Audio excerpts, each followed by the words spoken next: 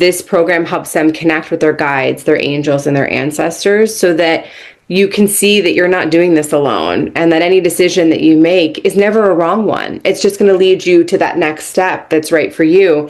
And so for some women, that's my retreats. I have retreats all over the world, in Bali and Tucson and Mexico, and they each have a specific focus, but they're very much following the maiden mother crone energy that all women carry, and helping us realize that we embody all three of these energies all at once. And so we may lean into one, more in a retreat. Like the upcoming retreat I have in Tucson is very maiden focused. Bali is very crone focused, but you will move through all of these archetypes, and realize that they are you, and that you have strengths to lean into throughout your life cycle and the natural life cycle that's happening around you.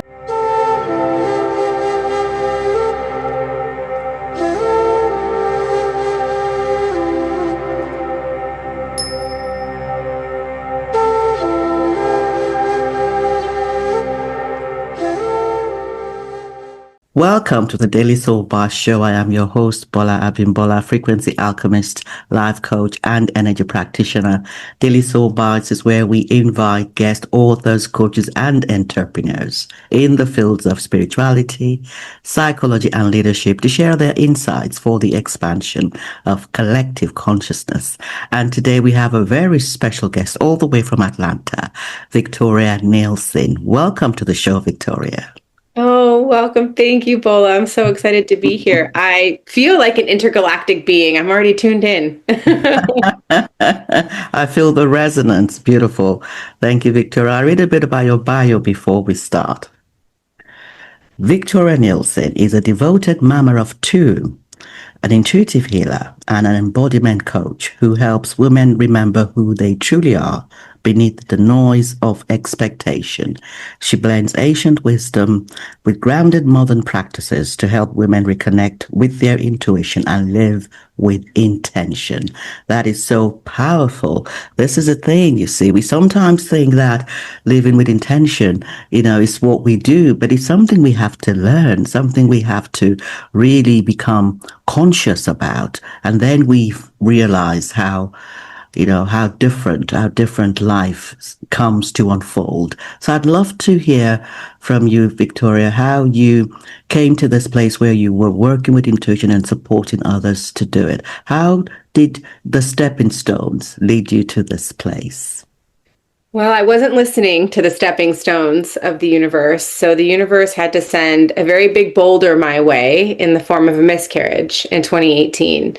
But I'm really grateful for it because it sent me on such a journey of healing and self-discovery and allowed me to see the ways, like you said, Bola, I wasn't making those conscious choices in my everyday life.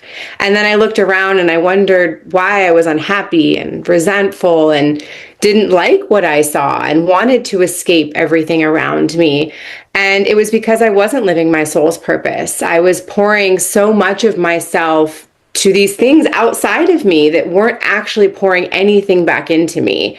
And so the miscarriage really allowed me to see that. And I made a very conscious choice to heal without drugs, without alcohol, without the distractions, right, that so many of us lean on. And not only did I work through all of the emotions of the miscarriage, but then pretty soon I started to work through the emotions from my corporate job and from my daily life and from all of these things that I wasn't really seeing.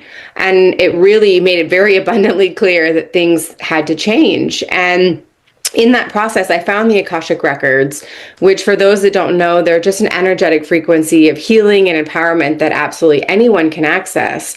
And that really completely changed things for me because it allowed me to see that there was something so much higher than myself really guiding the way. And that if I could just put my trust in myself and in what I was hearing and in those little steps that I was finally starting to actually see, then I could be in charge of my life and it could actually feel good to be in my everyday life, because that up until that point, I think I hadn't been. And I think most people don't, right? Yes, truly, truly. There's always something that we're doing before we become more aware of that spirit self that guides us.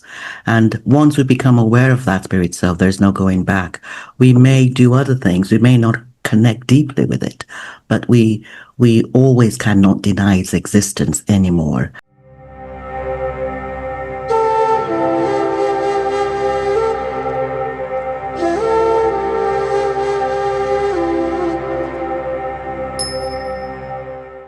Are you looking for AAA grade jewelry or gemstones?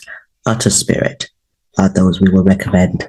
They actually do really wonderful jewelry. They have gifted me really nice lapis lazuli, which is really good for connecting with universal wisdom. And also this shungite beads, which come from Russia, and they're really rare because a lot of the times you get shungite beads which affect your skin, and these beads have been really nice. My son also loves them, and Utter Spirit, they give back to nature as well. So that is really nice that they are contributing to the environment, and they also send this intention cards. They're quite nice. This shungite card says, I cleanse myself from harmful energies. And the lapis lazuli card says, I am connected to the infinite wisdom of the universe. So there's information that goes with it, as well as them, producing really good quality jewelry. So I will recommend to connect with Utter Spirit. And the code will be going with this video. So check them out.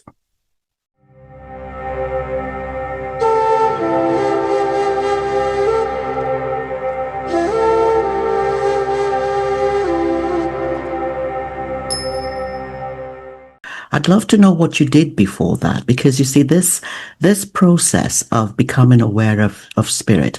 I loved what you said about you were jolted into it. What were you doing before that, and what are the changes that you have seen after you became much more connected to that spirit being and to that way of living life? Yeah, absolutely. So before the miscarriage, the word spirit would have sent me into a tizzy, and I would have said, no way. I actually come from a family of witches, but we wouldn't have called ourselves that. It was shunned. It was looked down upon. And so I always thought intuition had to look a certain way, and that because mine didn't, I didn't have that. I didn't have this thing, even though we all are intuitive, right? And so it looked like burning myself out at a 9-to-5 job that really wasn't a good fit. But I had been told right all my life, you get a good job, you get good grades, you go to college, then you'll be successful and happy. Yay! But I wasn't. And I was begging my boss at the time to see me when I couldn't even see myself. And I was looking for all of the accolades outside of me. I wanted someone else to come and say, here's your gold star, not realizing it was something I had to give myself. And then actually those desires that I had were very different than maybe my mother or my father or what my childhood could have taught me. And that unlearning, if you will, has freed me in a whole new way to actually be who I am and to be able to be myself in every situation and in every moment. And because I am so embodied in who I am, that flows to every aspect of my life. So now that I'm no longer at a corporate job, I left this year, I feel wide open energetically, but also wide open in what's possible for me. And I think that shift in energy of curiosity and of wonder and of, what else is out there is what every single human should feel in their life, because that to me is my why.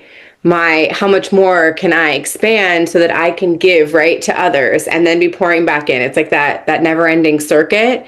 So as much as it's scary maybe to go through those dark nights and those soul awakenings, I have found they're always far beyond my wildest dreams, that what I thought for my life or what I would have settled for is a lot less than what the universe actually wants to give me and what the universe actually wants to show me and have me experience.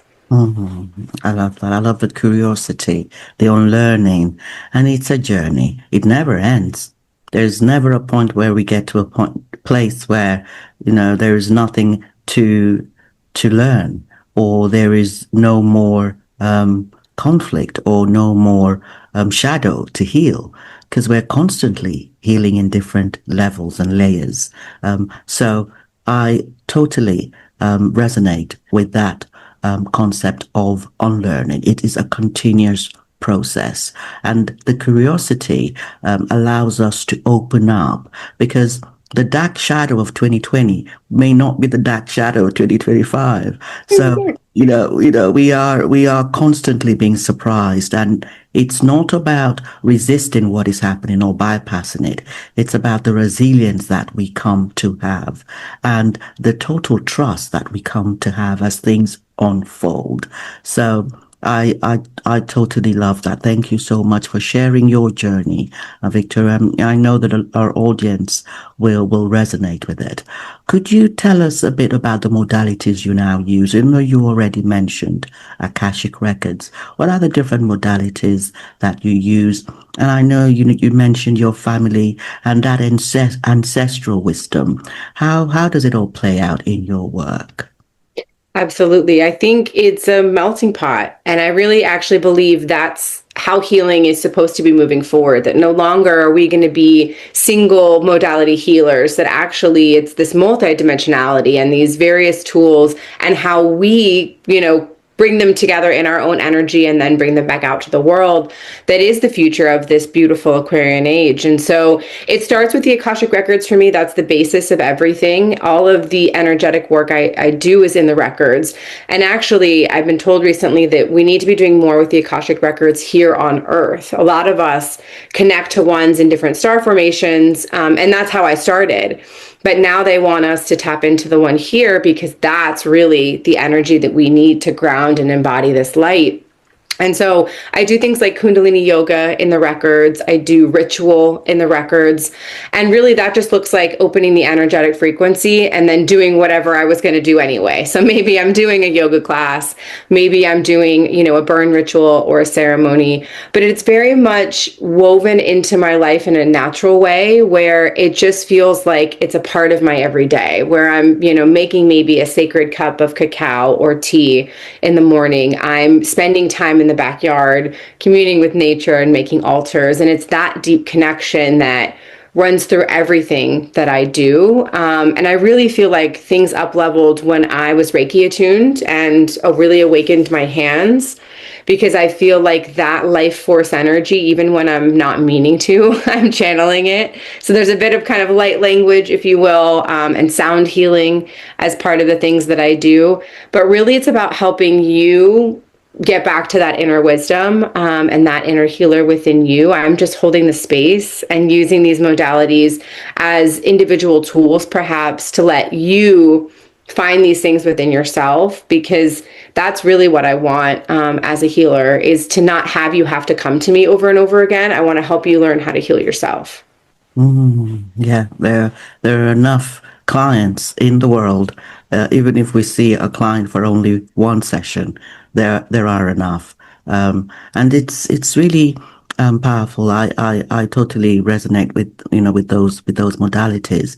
So, how do you work with your clients? Do they come to you? Tend to come for a session, or do you have a block of sessions? Do you do retreats, or how do you tend to work with your clients? I'm going to ask you more about different aspects of your life, but I'm curious about how you use your modalities and how your clients come to from that place of resistance of the physical ego parts, surrendering to the healing that is taking place. Because when we do energy healing, I'm also a quantum Reiki practitioner.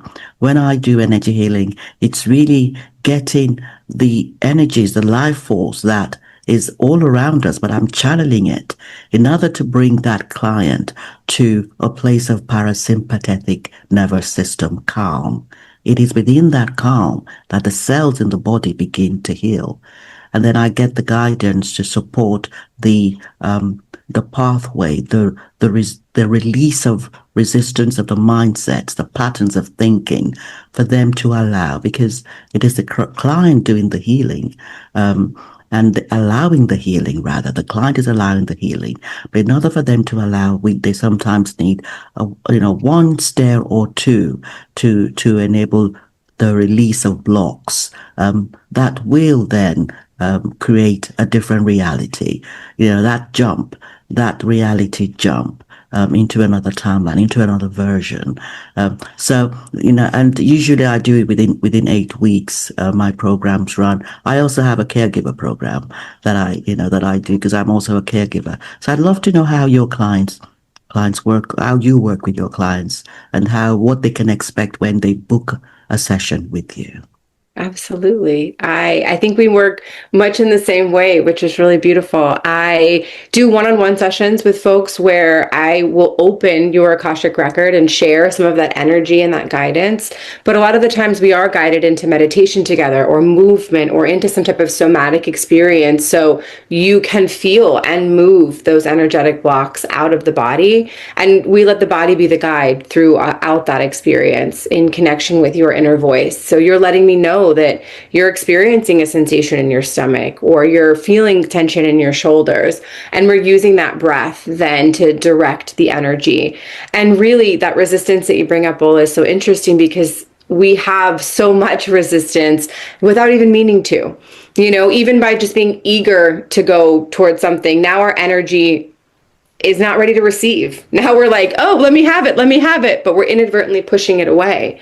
So it's a bit of that subconscious reprogramming with the Kundalini, right? We do some repetitive movements to get the subconscious working, getting you moving through perhaps some of those old neural pathways. And then we create those new neural pathways together that take time and take practice and take use, right? In your everyday life and in situations. But if we can become that natural observer, then slowly those circles, those cycles that we're perpetuating, we bring that level of curiosity I mentioned. And now all of a sudden we're working in a spiral. And we're bringing ourselves back up that emotional and vibrational scale. And so we do that as part of Akashic Awakening, which is my signature group program, where we start in the lower chakras. We start at the root, and each week we focus on one specific chakra and one specific soul block that you may be experiencing that's keeping you from living your most abundant life, or making friends with your finances, or even just being able to speak your ultimate truth. And so we make our way from the root to the throat, and we really open ourselves up and we connect. And it's the first time that some of my clients have ever been in their own energy in this type of way, because we're so used to carrying the energy of others and not even noticing it. And we're so used to creating our own dis-ease and our own resistance in our body because we're not even sure how to make aligned choices for ourselves.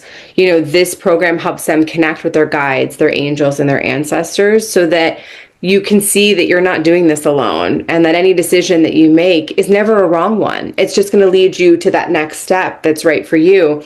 And so for some women, that's my retreats. I have retreats all over the world, in Bali, in Tucson, in Mexico, and they each have a specific focus, but they're very much following the maiden mother crone energy that all women carry, and helping us realize that we embody all three of these energies all at once. And so we may lean into one, more in a retreat. Like the upcoming retreat I have in Tucson is very maiden focused. Bali is very crone focused, but you will move through all of these archetypes, and realize that they are you and that you have strengths to lean into throughout your life cycle and the natural life cycle that's happening around you. So it's very intuitive, based on the person, but also very grounding. And letting them kind of use the body as a tool, right, to decipher where things are blocked and where they could let in more love or more light and energy. I love that. That is so profound. I'd love to know a bit more about those archetypes, because you see, these are life cycles sometimes, and I know I've read about them being related to particular ages. Yep. For women who are in their menopause or postmenopause, they be looking more at the crone stage, and there's a lot of wisdom that each stage has. I would love you to talk a bit about, the maiden, the mother, of the crone stage, because there is nothing about us declining in any way, shape, or form, even as we get older. So I'd love you to talk a bit about this and how it relates to the day-to-day of the woman as she goes through life in her 30s and her 40s and her 50s and so on. Absolutely. So even if you are perimenopausal or menopausal and no longer have an actual menstrual cycle, you are still very connected with the cycles of the moon.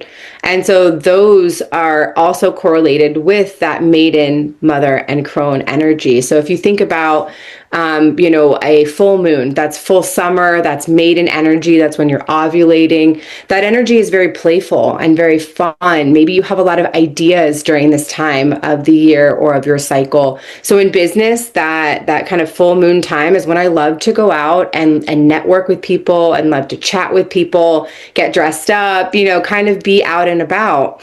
When that moon starts to wane, when it's kind of pulling back a little bit, that's that luteal phase of your cycle right before your period is coming. That's also considered the wild woman phase. And when you're in kind of wounded wild woman, that's when we tend to hear a lot about PMS symptoms or women feeling crazy, right? But that is a very primal, natural part of us that actually, when we can tap into her in a healed way, we are bringing forth such medicine for the world that shows people that women aren't just, one thing. We are many things. And actually, this wild woman energy brings us back to an innate knowing of who we are, of our sensuality, of our self, of our sexuality. And so she is a really powerful alchemist, because during that time of your cycle, that's when you can shed so much. You can start to peel away those layers, right, that you're unlearning about who you thought you were in the world or who the world told you to be. And so we get to that kind of new moon energy now when it's dark, right? That's our period, perhaps. Our period tends to be associated with the crone energy, and that is because of the wise, intuitive aspect of it. So even if you're not actually menstruating anymore, during that dark moon, you can go inward and you can tap into that wise, wild mother energy within. And I feel like we don't have an example of like a healed crone in society. We often see her as a wounded crone, right? She's the crazy mystic. She's the weird one. We don't often see this woman in her power and in her strength and in her kind of like, I don't give a fuckness, but in a nice way, right? But that's kind of the crone energy, who is really tapped in, but who knows herself so well that she's strong in who she is. And then you come back around to that follicular phase, that inner spring again. You're coming back to that kind of maiden energy. And you're also tapping into the energy of the mother, right? Of you're getting ready to birth things, to grow things. And you don't have to be a physical mother to carry that mother energy. Naturally, as women, we are mothering ourselves, our businesses, our friends, our families. And so at any given point in the day, you can flow through your maiden, your mother, and your crone, right? I think the important thing is noticing whether you're tapping into the healed version of that or the wounded version of that, right? Is the wounded mother coming out when your kids are screaming and you're tired and you're not reacting from a place of your real truth, right? Is your wounded mating coming out when you see another woman dressed in a way that you want to be dressed, expressing herself in a more playful way than you're allowing yourself? I think it's noticing those differences and allowing yourself to see that in any given moment, you can tap into any of these archetypes and change how you feel, right? Maybe you don't feel like an empowered mother in this moment, but you can tap into that energy of one until you start to embody it. Because that's all it is little by little, you're starting to embody these energies more and more so that they become a part of you. And it's not like you're taking off a different mask.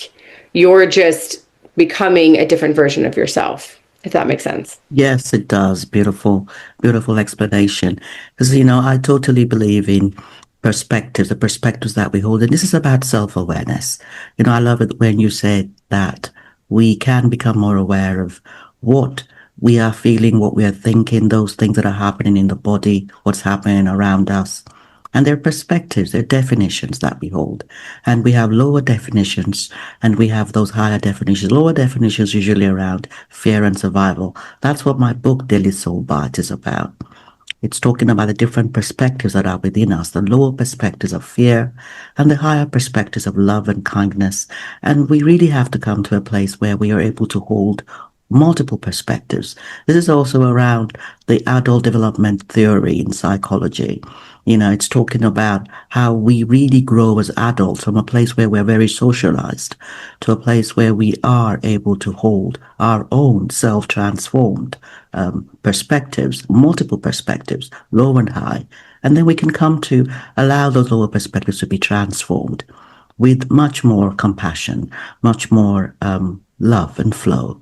So I totally resonate with that. And conscious mother, this is something that, as mothers, I'm a mother, you're a mother. I'd love to talk about this because, sometimes you're a mother, but you're holding a lot more of the masculine energies and you're more about do, and what I can do, what I can, make happen. And yes, those are some of the wounded. They're the masculine energies have the divine and the wounded, and you do have the divine action that you need to take. That's a divine masculine, but you also have those types of actions that take you into a place of burnout. And really, I'd love you to talk about how, as a mother, as a caregiver, as any woman who is going through those life cycles, nurturing your child, how do you really come to become more conscious, living that life as a mother, as a caregiver, in a much more wholesome and holistic way? It's not easy. You have to definitely look at those shadows and look at the ways that your children are triggering you, because they are your biggest teacher and have been my biggest alchemists. And it comes back to that love and that compassion and really trying to hold that in the highest regard, no matter what you're doing. And noticing that you're not going to be the best mother if you're not giving to yourself first. And that actually, I think being selfish is a good thing for a mom, because it was the first time that I said yes to myself and I went on a retreat. My oldest was 18 months at the time, and I felt kind of guilty about it. But afterwards, I came home and I felt so much better because I took the space for myself. I was with other women. I allowed myself to move through the things that had come up around, his birth and the miscarriage before and everything else. And it helped me tremendously, but it didn't make sense to the logical mind that, oh, I needed to go somewhere away from my child to be able to consciously care for my child. But I believe every mother should take that time for herself. And I really believe that these patterns within our families, they didn't start with us. Every behavior is learned and it comes from somewhere.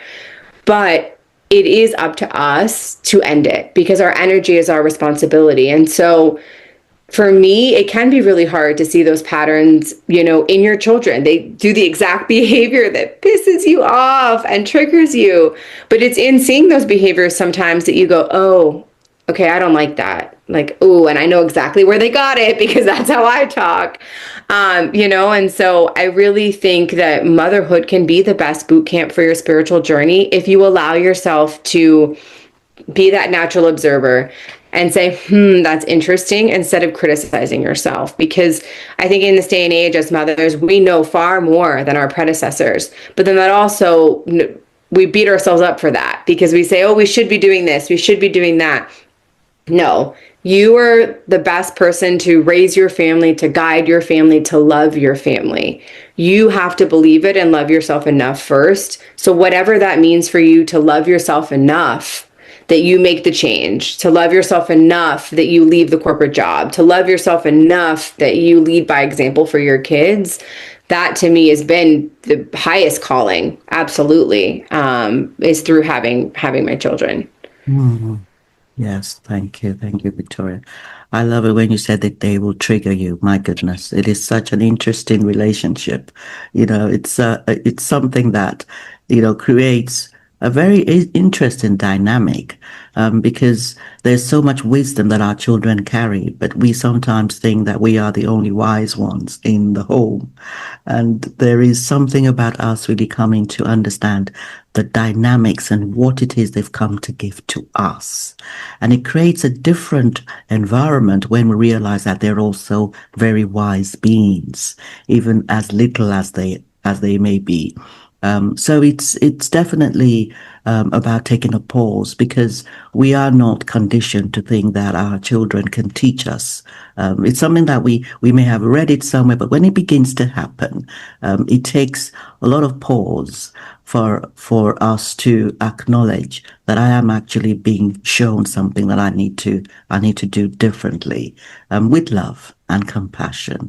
And I would love you to share with us some of these things that trigger us. They're not just the present, there's also the past, there's also the generations.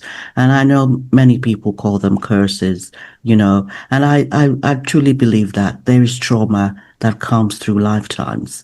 And how do you support your clients to really come to understand the rules of this trauma? Because the traumas that we experience in each lifetime, I do believe we have chosen. We have chosen a time and place to deal with this in that line of generations. And how we come to look at it, how we come to deal with it, how we come to release it without blame, all of that is important. How do you work with your clients to deal with generational trauma or curses in your work? Yeah, this I feel like is the core of my work. I grew up in a 4-generation household, didn't even realize the patterns and the traumas and the things that I was perpetuating until my great grandmother came to be my spirit guide on the other side. And so it's in working with my deceased ancestors that I have learned how to help others work with theirs. And that's actually part of Akashic Awakening, is that we call all of our healed ancestors to step forward and help us. And we call the healed ancestors specifically because they have enough energy and capacity and wherewithal to help us.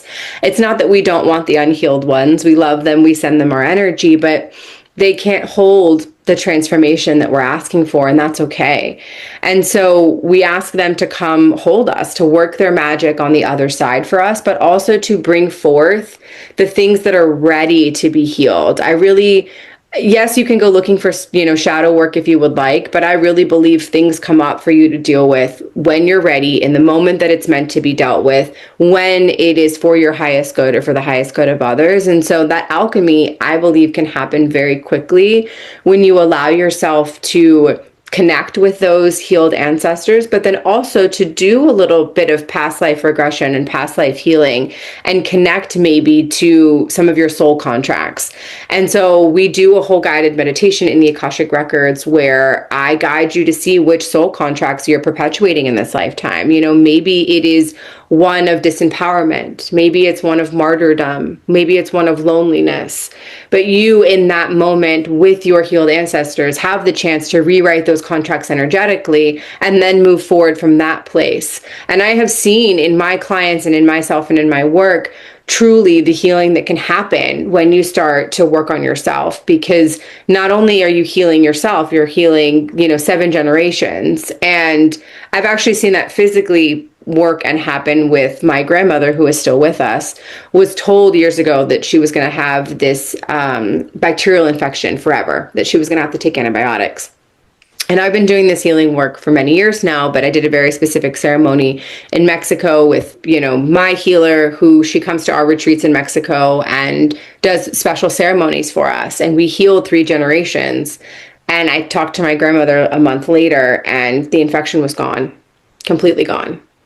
And I don't know, I can't say, okay, it was just this one thing that did it, but I do believe a lot of the energetic work over the years, and her parents helping us on the other side, have healed her physical ailments, have healed the generational gap between my mother and I. We fought so much growing up, and now she is my best friend in the entire world.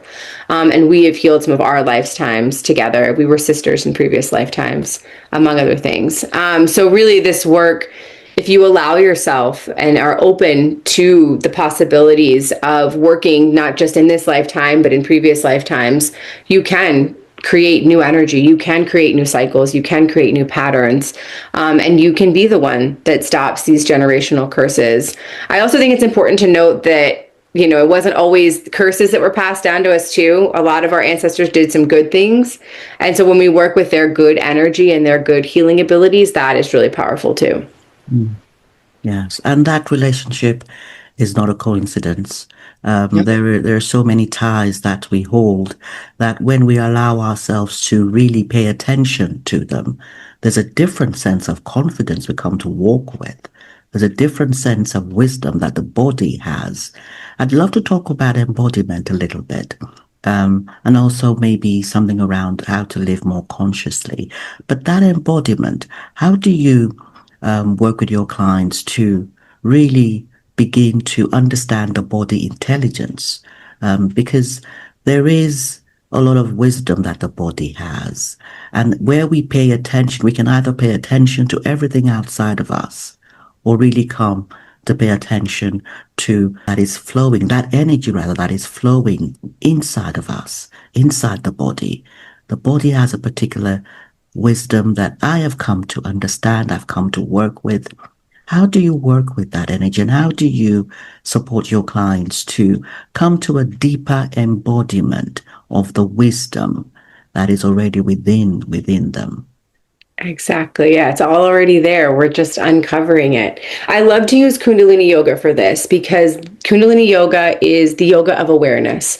And so through repetitive motion, mantra, and movement, we are connecting with the subconscious mind, and we are moving through energetic blocks, and we are really tapping into our infinite potential, and it really can connect you to your body in a whole new way, ground you into your body. So that's always the first step, is to get them started, a Kundalini yoga practice so that they're connecting with their own energy.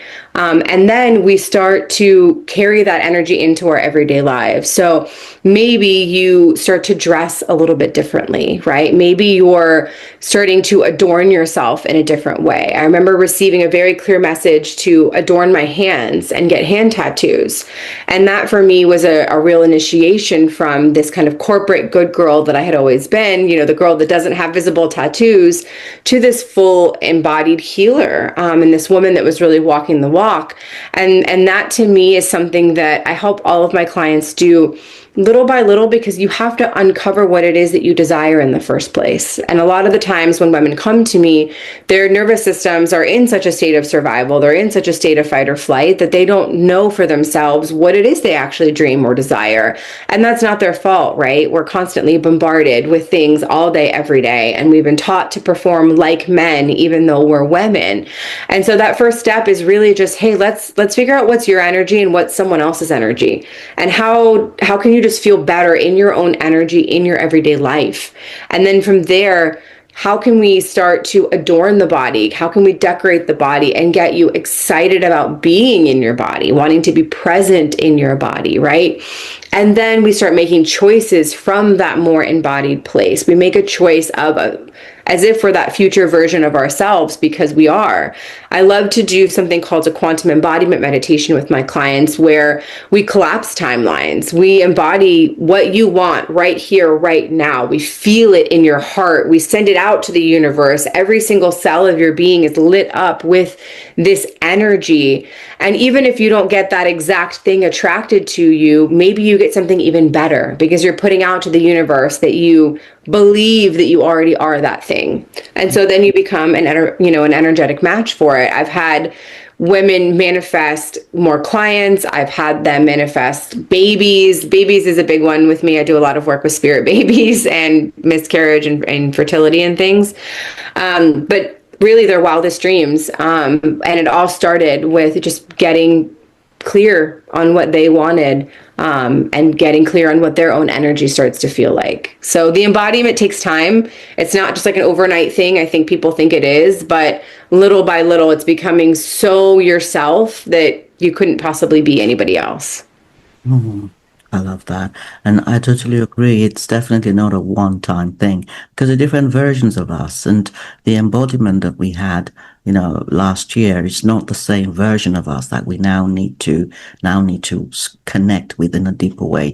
And it's not even a gender thing. There are so many men that also have, I'm a mother of boys. My boys are grown now. And there are so many men that do have more of the feminine aspects of them than the masculine, and also women who have more of the masculine than the feminine. That those energies within the body have to be embraced, have to be owned, regardless of gender. So I just wanted to just touch on that. But I would love you to share with us a bit about living the conscious life, because a lot of us, we come into this, and I'm one of that. I came into this earth plane really asleep, and even though I had a father who guided me and a mother who was very broad-minded, very open-minded, it was not easy to really set aside that grip of the ego, which doesn't allow us to live a conscious life. How do you define a conscious life, Victoria, and how do you support your clients to live that conscious life on a day-to-day? Yeah, to me, that conscious life is one in which you are truly alive and not just living. You're not going through the motions. You are putting some thought into your everyday life and not letting yourself just get stuck on autopilot. I think it's really easy in the earthly plane. There are a lot of distractions that can pull us down back into the 3D when we're trying to elevate. And so it takes our devotion and it takes a little bit of discipline, I think, to live consciously. And that's not to say that, I don't let myself kick back and watch Netflix and, I don't have to always read self-help books, but do it in a conscious way. Know that you're choosing to veg out and watch Netflix, and that's okay. Because maybe your body needs it, maybe you're tired, whatever it is.